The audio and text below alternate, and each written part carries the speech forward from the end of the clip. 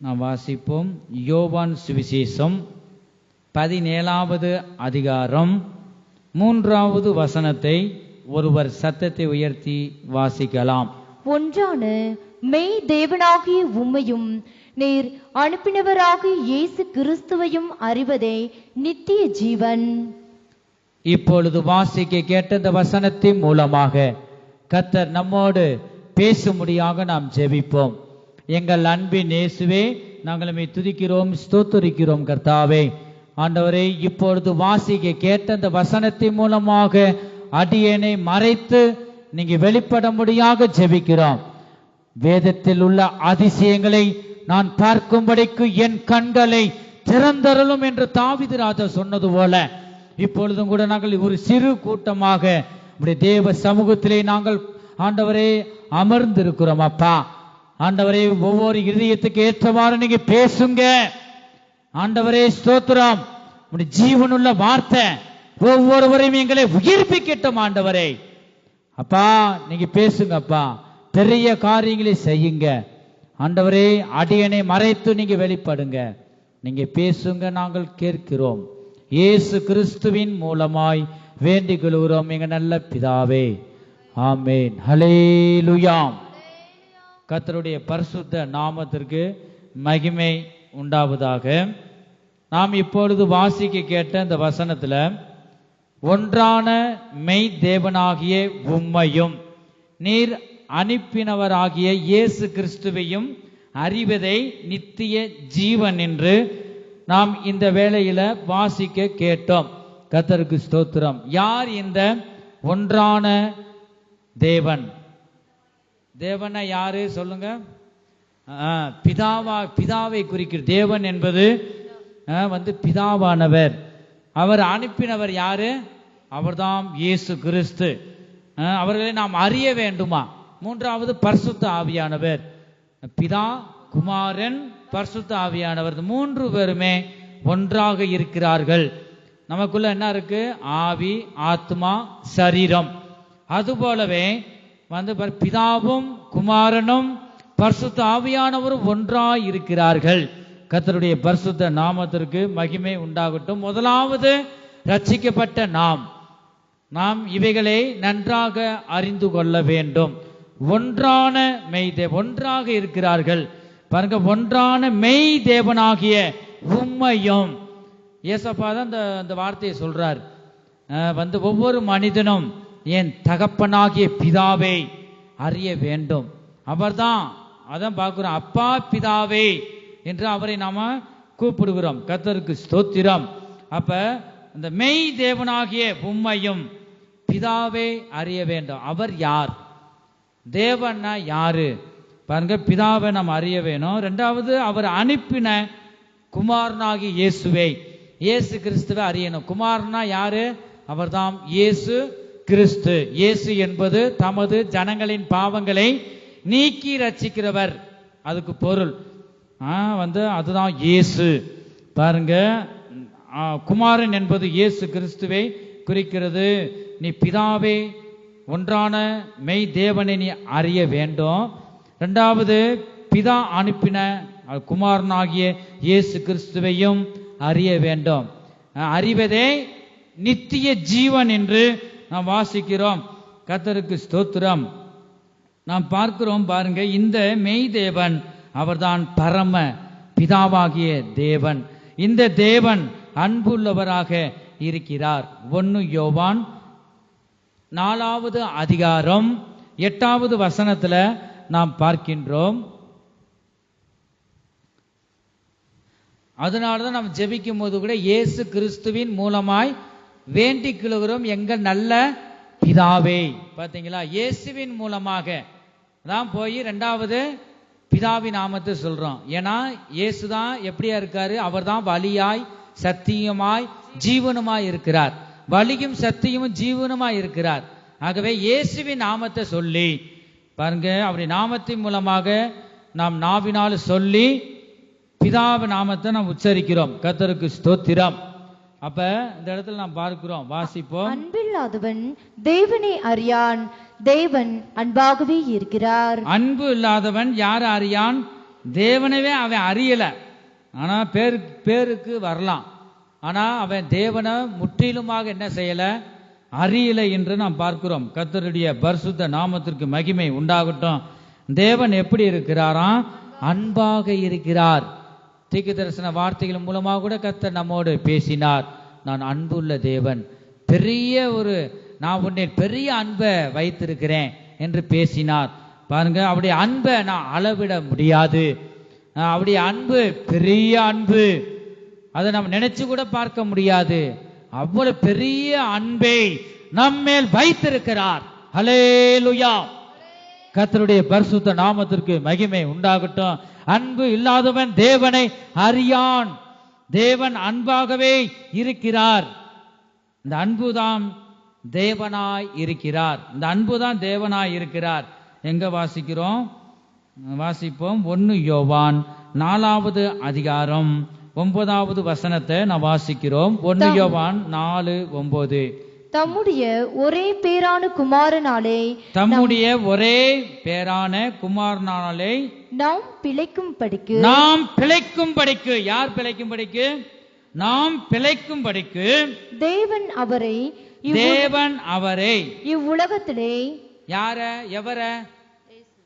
இயேசுவ இவ்வுலகத்திலே அனுப்பினதினால் தேவன் நம்மேல் வைத்த அன்பு வெளிப்பட்டது. ஹல்லேலூயா. பாத்தீங்களா? தம்முடைய ஒரே பேரான குமாரனாலே நாம் பிழைக்கும்படிக்கு தேவன் அவரை இவ்வுலகத்தில் அனுப்பினதினாலதான் பாருங்க, தேவன் நம்மில் வைத்த அன்பு வெளிப்பட்டது. பிதா எவ்வளவு அன்பு நம்மேல் வைத்திருக்கிறார். தேவனை விட்டு விலகும் போது அவர் பட்சிக்கிற அக்கினியா இருக்கிறார். பாருங்க, அவர் வழியை விட்டு விலகும் போதுதான் இருக்கிறார். அதே நேரத்துல இரக்கமுள்ள தேவனாய், அன்புள்ள தேவனாக, நேசிக்கிற தேவனாக நம்முடைய தேவன் இருக்கிறார். நாம் கெட்டு போயிடக்கூடாது, வழி விலகி போயிடக்கூடாது என்பதற்காகவே கர்த்தர் நம்மேல் அளவில்லாத அன்பை வைத்திருக்கிறார்.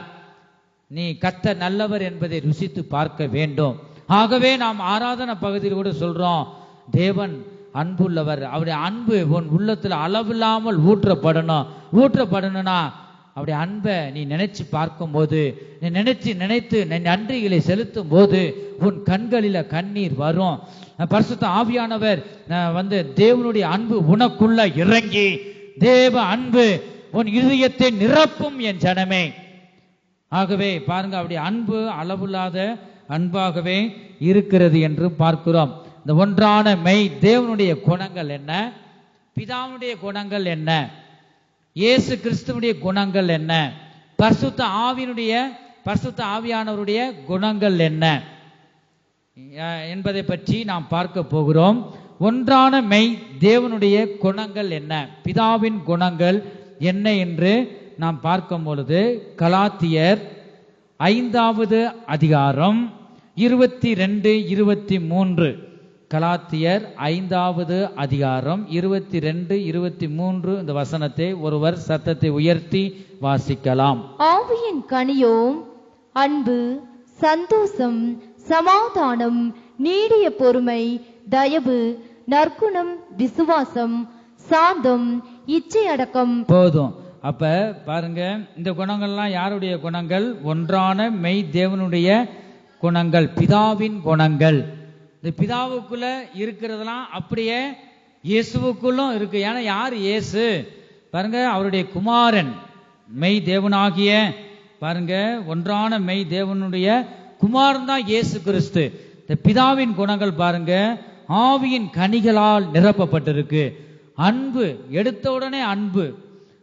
ரெண்டாவது சந்தோஷம், சமாதானம், நீடிய பொறுமை, தயவு, நற்குணம், விசுவாசம், சாந்தம், இச்சை அடக்கமாக இருப்பார். இந்த 9 வித இந்த ஆவியின் குணங்கள், இந்த பிதாவின் குணங்கள், இந்த தகப்பனுடைய குணங்கள் அப்படியே பிள்ளைகளுக்கும் வருது.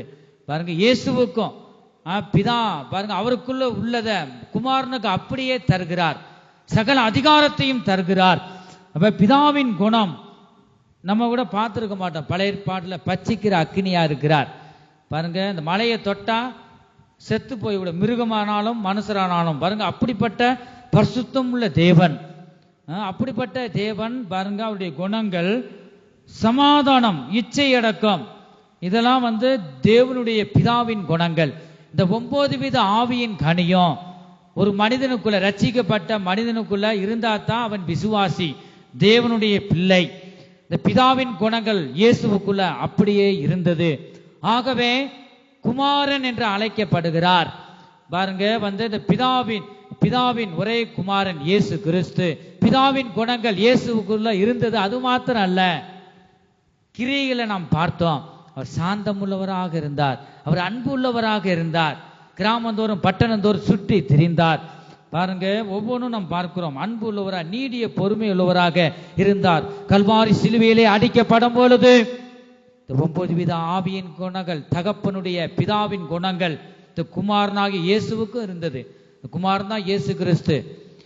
ஆனா முள்முடி சூடினோராய் இருந்தார். ஆனா பாருங்க, பிதாவை நோக்கி கூப்பிடுகிறார். ஜனங்கள் இன்னதென்று அவங்க செய்யறது தெரியலப்பா, பிதாவாகிய குமாரன் உம்முடைய பிள்ளை நானு. பாருங்க, நான் தேவன் என்று அவங்க அறியல, ஆனா மனுஷர் என்று சிலுவையில அறைந்து பாருங்க என்னை அவமானப்படுத்துறாங்க. பிதாவே, தப்பி தவறி கூட இந்த ஜனங்கள் மேலே கோபப்பட்டுறாதீங்க. ஒரு பார்வை பார்த்தா எரிஞ்சு போயிடுவான், சாம்பலாம். பாருங்க, அவருடைய மகன் யாருக்காக? நமக்காக அனுப்பினார்.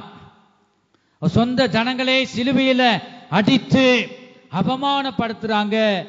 பிதாவே, இவர்களுக்கு மன்னியும் என்று இயேசு கிறிஸ்து பிதாவை நோக்கி, அவருடைய அப்பாவை நோக்கி வேண்டுதல் செய்வதை நாம் பார்க்கிறோம். கல்வாரி சிலுவையில் தொங்கப்பட்டவராய் அதிக வேதனைகள், துன்பங்கள், அவமான மத்தியதிலும் கூட பிதாவை நோக்கி கூப்பிடுகிறார். ஆண்டவரே, உன்னுடைய கோபம், நீ இரக்கமுள்ளவர் தான், என்னை சிலுவையில் அறையிறத பார்த்து ஆண்டவரே இந்த ஜனங்கள் மேல் கோபப்பட்டுறாதீங்க, இவர்களுக்கு தயவாய் மன்னியும் என்று அந்த சூழ்நிலையில இயேசு கிறிஸ்து பிதாவை நோக்கி சொல்லுகிறார். ஏன்னா நீடிய பொறுமை இருந்துச்சு அவருக்கு. பாருங்க, அன்பு இருந்துச்சு. தகப்பனுடைய குணங்கள் இயேசுவுக்குள்ள இருந்தபடியினால்தான் இந்த சிலுவையில அறையப்படும் போது சகிப்பு தன்மை, நீடிய பொறுமை இருந்தது, சமாதானம், சாந்தம், அதெல்லாம் பிதாவின் குணங்கள். ஒரு மனிதனுக்கு என்னென்ன இருக்கோ இல்லையோ, ஆவிக்குரிய வரங்கள் கூட கர்த்தர் கொடுத்தா அதை பயன்படுத்தணும், புதைச்சி வச்சிடக்கூடாது. அதை விட முக்கியமான ஒரு ரட்சிக்கப்பட்ட பிள்ளைகளுக்கு இந்த 9 வித ஆவியின் கனிகள் தான் முக்கியம். பாருங்க, அதுதான் மிகவும் அவசியம். நாம் அன்புள்ளவர்களாக இருக்கணும். விசுவாச, நம்பிக்கை, அன்பு, இவைகளில் அன்பே பெரியது என்று பார்க்கிறோம். அன்புதாம் தேவன் என்று நாம் பார்க்கிறோம். பெரியமானவர்களே, பிதாவின் குணங்களை பற்றி நாம் பார்த்தோம். கர்த்தருக்கு ஸ்தோத்திரம். ஒன்றான மெய் தேவனுடைய குணங்கள். பாருங்க, இந்த குணங்கள் தான் இயேசுவுக்குள்ளும் இருந்தது. பிதாவாகிய குமாரன் தான் இயேசு கிறிஸ்துவின், பாருங்க, இயேசு கிறிஸ்து அப்பாவின் குணங்கள் குமாரனாகிய இயேசுவுக்குள்ளும் இருந்தது. இயேசு கிறிஸ்துவுக்குள் இருந்த குணங்கள் அதான் அவர் சொல்றாரு, நானே வழியும் சத்தியமும் ஜீவனுமா இருக்கிறேன். பிதாவுக்குள்ள இருக்கிற குணங்கள் அத்தனையும் எனக்கு அதிகாரத்தை எனக்கு தந்துட்டார். அதனாலதான் இந்த பூமியில நான் பிதாவை நான் பார்க்கல, என்னை கண்டவன் பிதாவை கண்டவன் பார்க்கிறோம். இப்ப பிதாவினுடைய வழியில சென்றான், பிதாவில் அன்பு கூர்ந்தா தேவனில் அன்பு கூறுகிறோம். தேவனை ஒருபோதும் நாம் கண்டதில்லை. ஒருவருக்கொருவர் அன்பு கூறும் போது, இயேசுவின் வழியில, அவருடைய மகனுடைய வழியில செல்லும் போது பாருங்க, அந்த வழியெல்லாம் யார் நியமிச்சது? பிதாவானவர், ஒன்றான மெய் தேவன். அந்த வழியை ஒவ்வொன்று இயேசு கிறிஸ்துவுக்கு சொல்லி கொடுத்துதான், அதற்காகவே பிதாவின் சித்தம் செய்யும்படியாகவே இந்த பூமிக்கு வந்தார். கர்த்தருக்கு ஸ்தோத்திரம். ஆகவே நாம் பார்க்கிறோம், பாருங்க, அந்த பிதாவின் குணம் இயேசு கிறிஸ்துவுக்குள் இருந்தது. அதான் யோவான் சுவிசேஷம் 10வது அதிகாரம் 30வது வசனம். யோவான் சுவிசேஷம் 10வது அதிகாரம் 30வது வசனத்தை நான் வாசிக்கும் பொழுது, நானும் பிதாவும் ஒன்றாய் இருக்கிறோம் என்றார். போதும். அப்ப நானும் பிதாவும் ஒன்றாய் இருக்கிறோம் என்றார். கர்த்தருக்கு ஸ்தோத்திரம். அப்ப பாருங்க, பிதாவும் இயேசுவும் ஒன்றாய் இருக்கிறதை நாம் பார்க்கிறோம். அப்ப அவருக்குள்ள பிதாவின் குணம் அப்படியே இயேசு கிறிஸ்துவுக்குள்ளும் இருக்கிறது. கர்த்தருக்கு ஸ்தோத்திரம். யாருடைய உள்ளத்துல இந்த பிதாவானவர் தேவனுடைய அன்பு பிறக்கும்? இந்த பிதாவானவர் யாரும் சேரக்கூடாத ஒளியில் வாசம் செய்கிற தேவன். ஒருவனாகிலும் அவருடைய பக்கத்தில் நெருங்க முடியாது. அவர் பரிசுத்தம் உள்ள தேவன்தாம் அந்த பிதாவானவர். ஆகவே அது குமாரனை இந்த பூமிக்கு அனுப்பி குமாரன் மூலமாக அவர் வெளிப்பட்டார். கர்த்தருக்கு ஸ்தோத்திரம். ஆகவே நாம் பார்க்கிறோம் அந்த அன்பு எப்படி வெளிப்படுதான்? இருதயத்தில் சுத்தம் உள்ளவர்கள் பாக்கியவான்கள், அவர்கள் தேவனை தரிசிப்பார்கள். சுத்தம் உள்ள இருதயம் உள்ளவர்களுக்கு பிதாவின் அன்பு வெளிப்படும் என்று நாம் வாசிக்கிறோம். 1 தீமோத்தேயு 1வது அதிகாரம் 5வது வசனம். 1 தீமோத்தேயு 1வது அதிகாரம் 5வது வசனம். கற்பனையின் பொருள் என்னவெனில், சுத்தமான இருதயத்திலும் நல் மனசாட்சியிலும் மாயமற்ற விசுவாசத்திலும் பிறக்கும் அன்பே. அல்லேலூயா. அப்ப இப்படி சுத்தமான இருதயம் உனக்கு வேண்டும், நல் மனசாட்சி உனக்கு வேண்டும். அப்படிப்பட்ட இருதயத்தில் தான் தேவன் பிறப்பார். தேவனுடைய குணங்களை நீங்க அறிய முடியாது. நீ தேவனுடைய அன்புல நீ வளர வளர அவருடைய அன்பு உன் இருதயத்துல பொங்கி வழியும் போதுதான் தேவன் இப்படி நம்மளை நேசித்தாரா? பிதா யாரு? ஒன்றான மெய் தேவன் யார்? நீ நிச்சயமாகவே இந்த நிமிஷத்துல நாம் ஒவ்வொருவரும் அறிய வேண்டியது இந்த கடைசி காலத்தில் மிகவும் அவசியம். கர்த்தருக்கு ஸ்தோத்திரம். இயேசுவாகிய தகப்பனாகிய பிதாதான் இயேசுனுடைய தகப்பன். அவரை இந்த ஒன்றான மெய் தேவனை நீ அறியத்தான் வேண்டும். கர்த்தருக்கு ஸ்தோத்திரம். இருதயத்தில் சுத்தம் வேண்டும். அதை வாசிக்க கேட்ட வசனத்துல நாம் பார்க்கிறோம், சுத்தமான இருதயமும் நல் மனசாட்சியும் உனக்கு இருக்கும்போது இந்த பிதாவின் அன்பு உனக்குள்ள பிறக்கும். கர்த்தருக்கு ஸ்தோத்திரம். இந்த கடைசி காலத்தில் வந்திருக்கிறோம் என் ஜனமே. இருதயத்தில் சுத்தம் வேண்டும், உன் கைகளில் சுத்தம் வேண்டும், கால்களிலும் உங்க நடக்கைகள் எல்லாவற்றிலும் பரிசுத்தமாக இருக்க வேண்டும் என்று வாசிக்கிறோம். நான் பரிசுத்தர், ஆகையால் உங்கள் நடக்கைகள் எல்லாவற்றிலும் பரிசுத்தராய் இருங்கள் என்று பேதுருல நாம் வாசிக்கிறோம். கர்த்தருக்கு ஸ்தோத்திரம். அப்ப நாம் இருதயத்தில் சுத்தம் உள்ளவர்களாக இருக்கணும். அவர்கள்தாம் யாரு? அவர்கள்தாம் பாக்கியவான்கள். அவர்கள்தாம் யாரை தரிசிக்க முடியும்? தேவனை தரிசிக்க முடியும். தேவன்னா யாரு? அவர்தாம் பிதா. நீ பிதாவை காண வேண்டுமா? உன் இயேசுவின் சுபாவம் உனக்கு வேண்டும். பவுல் சொல்றாரு, இயேசு கிறிஸ்துவின் அச்சு அடையாளங்களை என் சரீரத்திலே தரித்து கொண்டிருக்கிறேன். இயேசுவை போல ஜீவித்திருக்கிறார். கடினம்தான், கஷ்டம்தான். ஆனா நம்மை ஒப்பு கொடுக்கும் போது அதுக்கேற்ற கிருபைகளை தேவன் தருகிறார். மத்தேயு சுவிசேஷம் 5வது அதிகாரம் 8வது வசனத்துல இருதயத்தில் சுத்தம் உள்ளவர்கள் பாக்கியவான்கள். பாக்கியவான்கள் என்றால் என்ன? கர்த்தரால் ஆசீர்வதிக்கப்பட்டவர்கள், மகிழ்ச்சி உள்ளவர்கள், கொடுத்து வச்சவங்க. பாருங்க, அவர்கள் தாம் என்ன தேவனை பிதாவை தரிசிக்க முடியும். ஆண்டவர் சொல்றார், நானே வழியும் சத்தியமோ ஜீவனுமா இருக்கிறேன், என்னாலே இல்லாமல் ஒருவனும் பிதாவை காண முடியாது. நீ நினைச்சு கூட பார்க்க வேண்டாம்.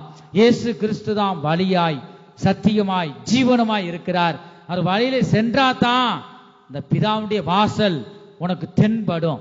இந்த பரலோக ராஜ்யத்துக்கு நீ போக முடியும். இந்த தேவனை நீ தரிசிக்க முடியும். இயேசு இல்லாம நீ பிதாவை காண முடியாது என் ஜனமே. ஆகவே இந்த பிதாவின் குணங்கள் உனக்குள்ள இருக்க வேண்டும் என்று இயேசு கிறிஸ்து தகப்பனுடைய இந்த ஆவியின் கனிகள் 9 வித ஆவியின் கனிகளும் இந்த குணங்கள் இயேசு கிறிஸ்து அவருக்கு நமக்கு சொல்லி கொடுத்தார். இந்த 9 வித ஆவியின் கனிகள் அவருக்குள்ள இருந்து இயேசுவுக்குள்ள இருந்து வெளிப்பட்டது என் ஜனமே. அதுல ஒருவன் நடந்தா தான் அங்க பிதாவை காண முடியும். கர்த்தருக்கு ஸ்தோத்திரம். யோவான் சுவிசேஷம் 1வது அதிகாரம் 1வது வசனத்துல நாம் பார்க்கிறோம். இப்ப பிதாவை பற்றி தான் நாம் பார்த்து கொண்டு இருக்கிறோம். வாசிங்க. ஆதியிலே வார்த்தை இருந்தது, ஆதியிலே வார்த்தை இருந்தது, அந்த வார்த்தை அந்த வார்த்தை தேவனிடத்தில் இருந்தது. எங்க இருந்ததா? தேவனிடத்தில். தேவனிடத்தில் இருந்தது. பாருங்க, தகப்பன்ட்டு தான் பிள்ளை இருக்கும். அது மாதிரி வார்த்தை, தேவன் வார்த்தையா இருக்கிறார். பாருங்க, இந்த இயேசு வந்து பிதாவிடமே இருக்கிறார். கர்த்தருக்கு ஸ்தோத்திரம். இந்த இடத்துல அதை நாம் பார்க்கிறோம். தொடர்ந்து வாசி. அந்த வார்த்தை தேவனாய் இருந்தது. ஹல்லேலூயா. அந்த வார்த்தை தான் தேவனாய் இருந்தது. தேவனுடைய ஒவ்வொரு வார்த்தையினாலும் பிழைப்பான். இந்த இயேசு கிறிஸ்துவே பிசாசை 40 நாள் உபவாசம் இருக்கும் பொழுது, சாத்தான் சோதிக்கும் பொழுது, தேவனுடைய வார்த்தையினால தான் இயேசு கிறிஸ்து ஜெயித்தார். தேவனுடைய ஒவ்வொரு வார்த்தையினாலும் பிழைப்பான் என்று சொல்லப்பட்டிருக்கிறதே. பாருங்க, அப்படி சொல்லும் போது பிசாசு விலகி ஓடுகிறான். இந்த வசனம் பட்டயம் என்று பார்க்கிறோம். உனக்கு சோர்வு வரும்போது, உபத்திரவங்கள் வரும்பொழுது, தேவனுடைய வசனத்தை, இந்த பட்டயத்தை உன் கைகளிலே எடுப்பாயாக. உன் நாவிலிருந்து வசனத்தை நீ சொல்லும் போது சத்துருவை வெற்ற, துண்டு துண்டாக நீ வெட்டுகிறாய். அதுதான் உண்மை. தேவனுடைய வார்த்தையினால் எதையும் சாதிக்கலாம். எப்படிப்பட்ட சத்துருக்களையும் தேவனுடைய வார்த்தையினால் ஜெயிக்கலாம் என் ஜனமே. ஆகவே இந்த கால வேளையிலும் கூட பாருங்க, அவர் வார்த்தையாக நம் மத்தியிலே அவர் பேசிக் கொண்டிருக்கிறார். ஆதியிலே வார்த்தை இருந்தது, அந்த வார்த்தை தேவனிடத்தில் இருந்தது, பிதாவிடம் இருந்தது, அந்த வார்த்தை தேவனாகவே இருந்தது. கர்த்தருக்கு ஸ்தோத்திரம். வாசிக்கிறோம் யோவான் சுவிசேஷம் 8வது அதிகாரம் 29வது வசனம். என்னை அனுப்பினவர் என்னுடனே கூட இருக்கிறார். பாருங்க, என்னை அனுப்பினவர் மனுஷர் அல்ல, இந்த வானத்தையும் பூமியும் சர்வ லோகத்தையும் படைத்த சிருஷ்டித்த என் தகப்பன் பிதாவானவர். அதை இயேசு கிறிஸ்து உரிமையோடு சொல்லுகிறார். என்னை அனுப்பினவர் சர்வ வல்லமையுள்ள தேவன். பாருங்க, என்னை அனுப்பினவர் என்னோடனே கூட இருக்கிறார். பிதாவுக்கு பிரியமானவைகளை நான் எப்பொழுதும் செய்கிறபடி நான் கர்த்தரை நான் பிரியப்படுத்துறேன். யார? பிதாவை நான் பிரியப்படுத்துறேன். பாருங்க, ஒரு மகன் வந்து பெத்த தாய் தகப்பனை பிரியப்படுத்த நமக்கு சந்தோஷம் உண்டாகும். நான் சொன்ன ஒரு வார்த்தையும் கூட மீறலப்பா. அவர் பிதாவானவர் நினைக்கிறார். இயேசு கிறிஸ்துவ வசனம் சொல்லுது, பிதாவின் சித்தத்தை முடிக்கவே நான் வந்தேன்னு சொல்றாரு. பிதா அவருக்கு வைத்த வேலைகளை முற்றிலுமாய் முழுமையாக தேவனுடைய சித்தத்தை செய்து முடிப்பதை என்னுடைய போஜனமாய் இருக்கிறது. பாருங்க, அப்படியே பிதாவுக்கு எவ்வளவு சந்தோஷமா இருக்கும். அவருடைய தகப்பனுக்கு பாருங்க எவ்வளவு பெரிய பொறுப்பை தந்திருக்கிறார். பாருங்க, அவர் தியாகம் பண்ணியிருக்கிறார் குமாரன். பாருங்க, அதெல்லாம் வந்து எவ்வளவு பெரியதாக இருக்கும். கர்த்தருக்கு ஸ்தோத்திரம். அதான் அளவில்லாத பெரிய அன்பு, பிதாவின் அன்பு. இந்த இடத்துல அதான் பார்க்கிறோம், என்னை அனுப்பினவர் என்னோடு இருக்கிறார், நான் பயப்பட மாட்டேன். பாருங்க, ஒரு நிமிஷம் கூட பிதாவின் அன்பு விலகி போகலன்னு பார்க்கிறோம். எப்ப விலகி போகுது? அவர் இயேசு கிறிஸ்து 33 வருஷத்துல மாமிசத்துல இந்த பூமியில 33 வருஷம் வந்து இருந்தார். 30 வருஷம் வரைக்கும் தாய் தகப்பமாருக்கு கீழ்ப்படிந்தார். 3 வருஷம்தான் வல்லமையாக பிதாவின் ஊழியத்தை அவர் செய்து முடித்தார். பாருங்க, 30வது வயசுல ஞானஸ்தானம், முழுக்கு ஞானஸ்தானம் எடுக்கிறத பார்க்கிறோம். சொல்லிட்டு போல, இதை போல நான் உங்களை வைத்து போன இந்த அடிச்சுவடை ஒவ்வொரு மனிதனும் பின்பற்ற வேண்டும் என்று அவருடைய வழியை வைத்து போயிருக்கிறார். பாருங்க, யோர்தான் நதியில இயேசு கிறிஸ்து 30 வயதில் ஞானஸ்தானம் எடுக்கிறதை நாம் பார்க்கிறோம். அவர் சொல்றாரு பாருங்க, அதுவரை பிதாவும் இயேசுவும் ஒன்றா இருக்கிறாங்க. ஆனா பிதா ஒரு சூழ்நிலையில ஒரு கண்ணு மூடி முழிக்க ஒரு இமை பொழுதுல தேசா பிதாவின் கிருபை விலகும். எப்ப விலகுது? கல்வாரி சிலுவையில அடிக்கப்படும் பொழுது. அது வரைக்கும் பிதா இயேசுவோடும் இருக்கிறார். பிதாவின் கிருபை தாங்கி வழி நடத்தி கொண்டு இருக்கிறது. பாருங்க, அதனால அவர் பயப்படல, தைரியமாக ஊழியம் செய்தார்.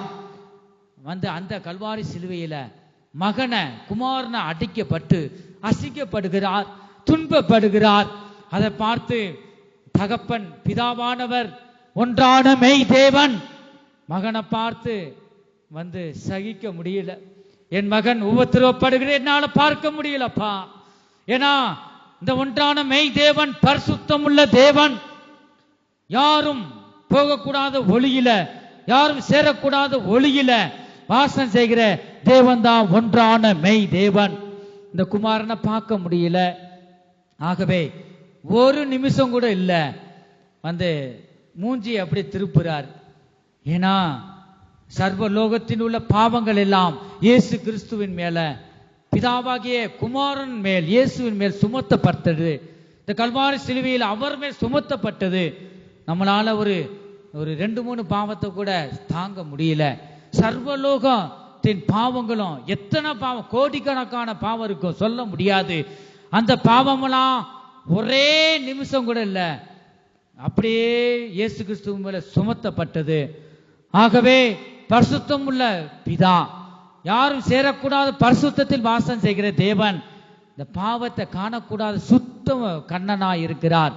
ஆகவே மூஞ்சியத்தான் வேத வசனம் சொல்லுது, மூஞ்சியத்தான் ரேச திருப்பினார். பிதாவே பிதாவே ஏன் என்னை கைவிட்டீர் என்று இயேசு கிறிஸ்து பிதாவை நோக்கி சொல்லுகிறார். பிதாவே, என் தகப்பனே, என்னோடு இருந்த சீசர்களும் கைவிட்டு ஓடி போயிட்டாங்க. 12 சீசர்களும். ஒரு சிலர் தான் தாய்மார், வயதானவங்க, விதவைகள் எனக்காக அழுது கொண்டு இருக்கிறார்கள். அப்பா ஆண்டவரே, நீர்தான் என் தகப்பன், நீர் என்னை கைவிடலாமா? நீர் உம்முடைய கிருபை இருக்கிற வரைக்கும் எனக்கு எந்த கவலை இல்லை, தாங்கி நடத்திச்சப்பா. நீ முகத்தை திருப்பினா நான் எங்க போவேன்? பாருங்க, அவரே சொல்றாரு. அதான் ஒரு சில நேரங்களில் கேட்பாங்க, தெய்வமே இப்படி சொல்லலாமான்னு. பிதாவின் கிருபை இல்லாம ஒருவனாகிலும் இந்த பூமியில வாழ முடியாது. கிருபை எது எது இருந்தாலும் அப்படி கிருபை இல்லாம வாழ முடியாது. தயவு இல்லாம நமக்கு பலனே இல்லைன்னா வேலை செய்ய முடியாது, நடக்க முடியாது. அப்படி சுத்த கிருபை. ஆகவே அவர் கூப்பிடுகிறார், பிதாவே ஏன் என்னை கைவிட்டீர்? பாருங்க, மறுபடியும் பிதாவின் அந்த கிருபை கிடைக்குது. ஏன்னா ஒரு இமைப்பொழுது கண்ணு மூடி முழிக்க, ஏன்னா குமாரனை பார்க்க முடியல. சர்வலோகத்தின் பாவம் சுமத்தப்படும் போது இந்த பரிசுத்தம் உள்ள தேவன் பார்க்க முடியல. அவர் எவ்வளவு இரக்கம் உள்ள தேவன், இந்த இயேசு கிறிஸ்துவ மேல எவ்வளவு இரக்கம் வைத்தாரோ அவ்வளவு இரக்கமும் எப்படி இயேசு கிறிஸ்துவை தாங்கி நடத்தினார். எவ்வளவு ஜெயமாய் இந்த பூமியில பாருங்க, உலகத்தையும் மாமிசத்தையும் உலகத்தையும் இயேசு கிறிஸ்து ஜெயித்தார். உன்னை மாதிரி மாமிசத்துல தான் நான் இருந்து சகலத்தையும் ஜெயித்தேன். நான் ஜெயம் கொண்டவராக நான் பிதாவின் வலது பார்சத்திலே வீட்டிருக்கிறேன் என்று சவால் விட்டார். ஒவ்வொரு மனிதனும் நம்ம பாருங்க, தேவனால ஆகும், அவர்கிட்ட கிருபை கேட்கும் போது ஆகும். ஆகவே தேவனுடைய கிருபையை நாம் பெற்றுக்கொள்ள வேண்டும். அதிகாலை எழுந்து நாம் ஜெபிக்க வேண்டும். கர்த்தருடைய பரிசுத்த நாமத்திற்கு மகிமை உண்டாகட்டும். பாருங்க, நாம் வாசிக்கிறோம், தொடர்ந்து அந்த வசனங்களை வாசிங்க. என்னை அனுப்பினவர் என்னுடனே கூட இருக்கிறார், பிதாவுக்கு பிரியமானவைகளை நான் எப்பொழுதும் செய்கிறபடியால். ஆனா ஒவ்வொரு நாளும் இயேசு கிறிஸ்து ஊழியத்துக்கு போறதுக்கு முன்பாக ஒவ்வொரு ஊழியக்காரனும் முழங்கால் படியிட்டு, ஆண்டவரே நாளைக்கு எங்க போகணும், நீ பேசினா போவேன், இல்லைன்னா நம்முடைய சமூகத்துல ஆலயத்துல ஜெபித்து கொண்டு இருப்பேன், நாம் தீர்மானம் பண்ணோம். அவர் சொல்லாமல், என்னாலே இல்லாமல் உங்களால் ஒன்றும் செய்யக்கூடாது என்று யோவான் சுவிசேஷத்துல இயேசு கிறிஸ்து நமக்கு சொல்லி இருக்கிறார். அப்ப தேவன் உத்தரவு கொடுக்க வேண்டும். ஆகவே இயேசு கிறிஸ்து பகல் முழுவதும் ஊழியத்தை செய்து அவர் என்ன செய்தார்? ராம் முழுவதும் என்ன செஞ்சாராம்? ஜெபித்தார். பாருங்க, இப்ப ஜெபிக்கிறவர்கள், ரா காலங்க ஜெபிக்கிறவர்களை அதிகமாக எனக்கு பிடிக்கும், அதை விட தேவனுக்கு பிடிக்கும். அதுதான் தேவனுக்கு பிரியமான காரியம், ராக்காலங்களை ஜெபிப்பது. கர்த்தருக்கு ஸ்தோத்திரம். பிரியமானதை நாம் செய்ய வேண்டும். இந்த இடத்துல அதை நாம் பார்க்கிறோம். பிதாவுக்கு பிரியமானவைகளை நான் எப்பொழுதும் செய்கிறபடியினார். ரா காலங்களை பிதாவே நான் என்ன செய்ய வேண்டும்? இயேசு கிறிஸ்து பிதாவிடம் அவர் கேட்பார். வனாந்தரமான ஒரு இடத்துக்கு நைட்டு போவார். பாருங்க, மலைகள் இல்ல, போவார், தனிமையாக இருந்து பிதாவை நோக்கி கூப்பிடுவார். ரா காலங்கள்ல புது புது கிருபையினால தேவன், ஒன்றான மெய் தேவன், இந்த குமாரனுக்கு கிருபையை தந்து வழி நடத்துவார். அந்த வல்லமையும் கிருபையும் பிதாவானவர் குமாரனுக்கு தந்தபடியினால இந்த 3 வருஷம்தான் வல்லமையாக ஊழியம் செய்தார். ஆகவே நாமும் என்ன செய்ய வேணும்? ஜெபிக்கிறவர்களாக இருக்கணும், தேவனை பிரியப்படுத்தணும். வேதத்தை வாசிக்கும் போது நாம் பிரியப்படுத்துகிறோம், ஜெபிக்கும் போது நாம் பிரியப்படுத்துகிறோம், நாம் மற்றவர்களுக்கு நன்மை செய்யும் போது நாம் தேவனை பிரியப்படுத்துகிறோம். இயேசு கிறிஸ்து கிராமந்தோறும் பட்டணந்தோறும் நன்மை செய்கிறவராக சுற்றி திரிந்தார். ஆகவே பிதாவுக்கு இதுதான் பிடிக்கும். கிராமந்தோறும் அன்பு செலுத்தினார், ஜனங்களை விசாரித்தார், பாருங்க வியாதிகளை குணமாக்கினார். அதுதான் பிதாவின் சித்தம். அன்பு கூற வேண்டும். கர்த்தருக்கு ஸ்தோத்திரம். பாருங்க, பிரியப்படுத்த வேணும். பிரியமானவைகளை நான் எப்பொழுதும் செய்கிறபடியினால் அவர் என்னை தனியே இருக்க விடவில்லை என்றார். நிச்சயமாக தனியா இருக்க விட மாட்டார். நீ கொஞ்ச நேரம் விலகி போனாலும், ஆனா நீ பிரியமானதை செய்கிறிய, பிதா உன்மேல் பிரியமா இருக்கிறார், அதான் தனியா விடமாட்டார். நீ எனக்கு பிரியமானவன், நீர் எனக்கு பிரியமானவள், நான் உன்னை பெயர் சொல்லி அழைக்கும் தேவன் என்று ஒவ்வொருவரையும் கர்த்தர்தாமே வந்து அன்போடு நம்மளை விசாரிக்கிற தேவன். ஆகவே நம்மளை தனியா இருக்க மாட்டார். எப்ப தேவனுக்கு பிரியமா இருக்கும் போது, நீ குடும்ப ஜெபம் பண்ணும் பொழுது, அதிகாலை எழுந்து ஜெபிக்கும் போது, ராக்காலங்களை ஜெபிக்கும் போது, மற்றவர்களிடம் நீ அன்பாக பேசும் பொழுது, ஒருவருக்கொருவர் அன்பாய் இருக்கும் போது, ஒருவருக்கொருவர் சமாதானமாய் இருக்கும் போது, ஆவியின் கனிகள் உனக்குள்ள இருக்கும் போது, அந்த ஆவியின் கனிகள் வந்து உனக்குள்ள இருக்கும் போது அது வெளிப்படும் பொழுது பிதாவானவர் மகிமைப்படுகிறார். இந்த இயேசு கிறிஸ்து சொல்றாரு பாருங்க, நான் பிதாவுக்கு பிரியமானதை நான் செய்கிறேன். ஒரு நாளும் ஒரு நிமிஷம் ஒரு இமைப்படுதலும் கூட நான் பிதாவுக்கு துக்கமான காரியத்தை இயேசு கிறிஸ்து செய்யவே இல்லை. பாருங்க, அவர் குற்றம் அறியாத தேவன், வந்து அவர் பரிசுத்தம் உள்ள தேவன், பிதாவின் சித்தத்தை முற்றிலுமாய் பரிபூர்ணமாய் செய்த தேவன் இயேசு கிறிஸ்து தான். கர்த்தருக்கு ஸ்தோத்திரம். தனியாக இருக்க விடவில்லையாம். பிதாவானவர் இயேசுவுக்குள்ளாக இருந்தார். பிதாவும் குமாரனும் பாருங்க பரிசுத்த ஆவியானவரும், இந்த மூன்று பேரும் ஒன்றாய் இருக்கிறார்கள். கர்த்தருக்கு ஸ்தோத்திரம். பிதாவாகிய குமாரன் இயேசு கிறிஸ்து எப்படிப்பட்டவர்? அவர் ஜீவனாய் இருக்கிறார். இதுவரைக்கும் பிதாவினுடைய குணங்களை பற்றி நாம் பார்த்தோம். எப்படி எப்படி கிரியை செய்வாரு? நீ அன்பாய் இருந்தா, ஏன் பாருங்க, இயேசுக்குள்ள இந்த பிதாவின் அன்பு இருக்கு. அந்த அன்பு இயேசுவின் வழியில நாம் பின்பற்றும் போது வந்து அந்த பிதாவின் அன்பு நமக்குள்ள வெளிப்படுது. பாருங்க, பிதாவானவர் இரக்கம் உள்ளவர். இந்த ஒன்றான மெய் தேவனை நாம் அறிய வேண்டும். முழுமையாக நீ அறிந்து கொள்ளும் போது கர்த்தர் உதவி செய்வார்.